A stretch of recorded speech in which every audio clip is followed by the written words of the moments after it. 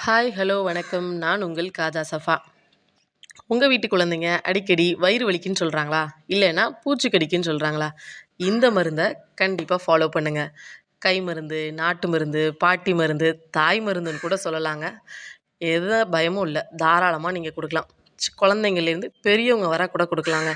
கொஞ்சமா வேப்பில, ஒரு குத்து துளசி, ஒரு பிஞ்ச் மஞ்சள்தூள் அவ்வளோதான். 2யும் நல்லா வாஷ் பண்ணி எடுத்துட்டு, குளியமிலியோ இல்லைன்னா உங்ககிட்ட குளியமி இல்லைன்னா மிக்ஸி ஜார்லயோ கூட அரைச்சு எடுத்துக்கோங்க.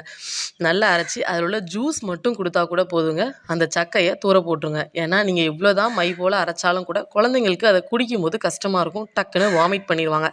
அதனால ஜூஸ் மட்டும் குடுங்க. அதுவே பயங்கர எஃபெக்டிவா இருக்குங்க. வயித்துல கிருமி இருந்தா குழந்தைங்க சரியா சாப்பிட மாட்டாங்கன்னு சொல்லுவாங்க. ஆனா நாம இது தெரியாம தான் ஹாஸ்பிட்டல்ல போய் பசிக்குன்னு பிள்ளைங்களுக்கு மருந்து வாங்கி குடுக்குறோம்.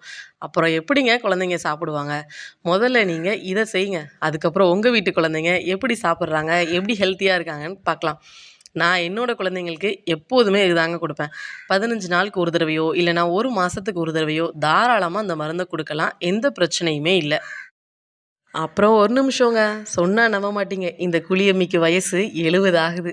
இது என் தாத்தனோடது. அவரு இப்ப இல்ல. ஆனா அவரு வாங்கி வச்ச குழியம்மி இன்னும் எங்க வீட்ல இருக்கு.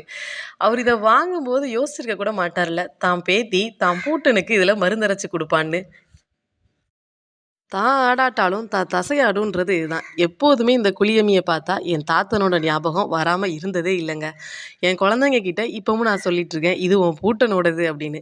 இந்த மாதிரி உங்க தாத்தா, பாட்டி ஞாபகமா நீங்க என்ன பொருள வச்சிருக்கீங்க அப்படின்னு கண்டிப்பா கீழ கமெண்ட் பண்ணுங்க. அன்பை பகிருங்கள், அன்பை விதையுங்கள்.